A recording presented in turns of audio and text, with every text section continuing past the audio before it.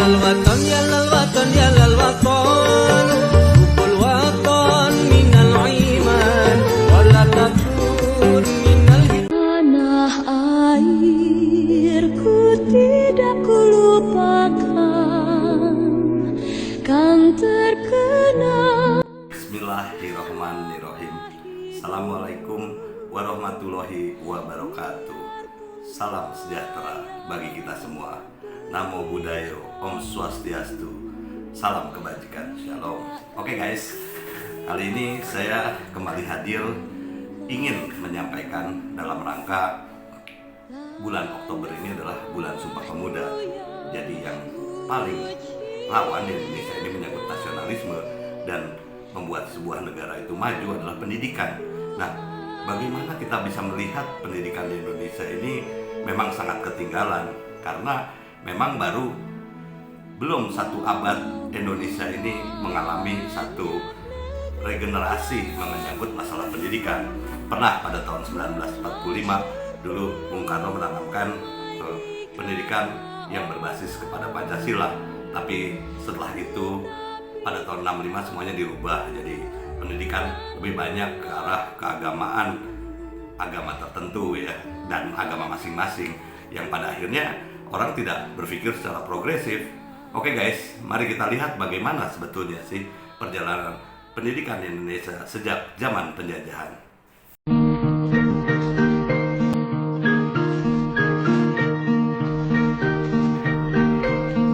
Rakyat Indonesia begitu bersemangat untuk memperoleh pendidikan sejak zaman dahulu. Semangat ini bisa kita lihat dari Raden Ajeng Kartini yang suka membaca dan menulis serta memperjuangkan hak pendidikan untuk wanita. Lalu Ki Hajar Dewantara yang mendirikan sekolah untuk taman siswa untuk masyarakat. Bisa dibilang sekolah dan pendidikan di Indonesia cukup banyak dipengaruhi oleh masa penjajahan yang pernah berlangsung. Dulunya sekolah hanya untuk kaum bangsawan, tapi lambat laun berubah menjadi sekolah untuk semua. Zaman pendudukan Belanda memasuki abad ke-16, bangsa Portugis datang ke Indonesia. Ternyata mereka juga mendirikan sekolah yang bertujuan memberikan pendidikan baca tulis dan hitung sekaligus mempermudah penyebaran agama Katolik. Ketika Belanda masuk ke Indonesia, kegiatan sekolah oleh Portugis ini berhenti, diganti dengan sekolah yang dirintis oleh Belanda, masih dengan basis keagamaan. Ambon menjadi tempat yang pertama dipilih oleh Belanda, dan setiap tahunnya beberapa penduduk Ambon dikirim ke Belanda untuk dididik menjadi guru.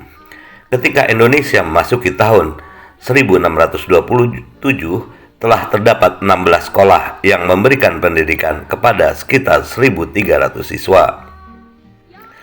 Tidak berhenti sampai di Ambon, Belanda memperluas pendidikan di Pulau Jawa dengan mendirikan sekolah di Jakarta pada tahun 1617. Memasuki abad ke-19, Belanda mendirikan 20 sekolah untuk penduduk Indonesia di setiap ibu kota karisidenan, karena pada masa diberlakukan tanam paksa tahun itu, Van den Bosch membutuhkan banyak tenaga ahli. Namun saat itu pelajar hanya boleh berasal dari kalangan bangsawan. Ketika era tanam paksa berakhir dan memasuki masa politik etis, beberapa sekolah Belanda mulai menerima pelajar dari berbagai kalangan yang kemudian berkembang menjadi bernama sekolah rakyat. Pada akhir era abad ke-19 dan awal abad ke-20, Belanda memperkenalkan sistem pendidikan formal yang lebih terstruktur, yaitu Belanda mendirikan yang pertama adalah 1. ELS atau Europe Lager School, yaitu sekolah dasar bagi orang-orang Eropa. Kedua, HIS atau Hollandes Inlandes School atau sekolah dasar bagi pribumi. Ketiga, MULO Mir Uitgebreid Lager Onderwijs atau sekolah menengah. Keempat, AMS atau Algemeen Middelbare School atau sekolah atas. Yang kelima adalah HBS, Hoger Burger School atau pra-universitas. Tidak berhenti sampai di sana, Belanda juga mendirikan sejumlah perguruan tinggi di Pulau Jawa pada abad ke-20. Tujuan saat itu adalah Belanda ingin memperdalam pendidikan di Indonesia. Beberapa perguruan tinggi yang didirikan yaitu 1. School tot Opleiding van Inlanders Artsen atau Stovia yang merupakan sekolah kedokteran yang berada di Batavia. 2. Nederland Indisch Artsen School atau NIAS atau sekolah kedokteran yang didirikan di Surabaya. 3. Rechts Hogeschool atau sekolah hukum di Batavia. Yang keempat adalah The Technisch Hogeschool THS atau sekolah teknik di Bandung yang sekarang dikenal dengan nama Institut Teknologi Bandung. Nah, kemudian pada zaman pendudukan Jepang, ketika Belanda menyerah pada Jepang di Kalijati, Subang, sistem pendidikan di Indonesia pun diambil oleh Jepang. Belanda Jepang membuka sekolah ini untuk seluruh kalangan masyarakat, bukan hanya bangsawan. Jepang menyediakan sekolah rakyat Kokumin Gatko sebagai pendidikan dasar, sekolah menengah sebagai pendidikan menengah, dan sekolah kejuruan bagi guru. Jika pada masa penjajahan Belanda bahasa utama yang digunakan adalah bahasa Belanda, maka saat masa pendidikan di pendudukan Jepang berubah menjadi bahasa Indonesia sebagai bahasa utama, diikuti bahasa Jepang sebagai bahasa kedua.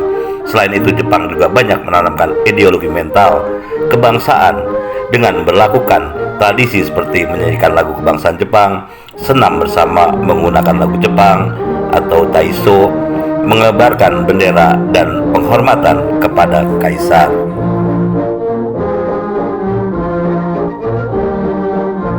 Oke guys, itu sekelumit pendidikan di Indonesia pada masa penjajahan. Jadi sebetulnya kalau misalnya kita merujuk dari tahun 45 sampai ke tahun 65, kita sudah kehilangan satu generasi di mana pendidikan pun jadi berubah.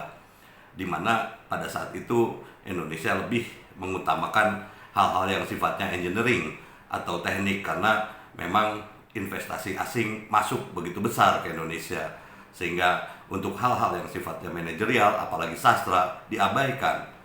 Dan memang akhirnya kita menjadi negara yang sangat tergantung kepada imperialisme, bahkan untuk membina satu manajemen sendiri untuk mandiri bagi rakyatnya pun sulit. Orang bercita-cita menjadi pegawai negeri atau menjadi pegawai di perusahaan asing, itulah yang terjadi. Jadi bagaimana kita bisa mengembalikan bahwa Indonesia nih harus mampu, harus maju, bahwa Indonesia rakyatnya juga harus mandiri dan punya nasionalisme. Oke guys, assalamualaikum warahmatullahi wabarakatuh. Om Swastiastu, Namo Buddhaya, salam kebajikan, Shalom, merdeka. Engkau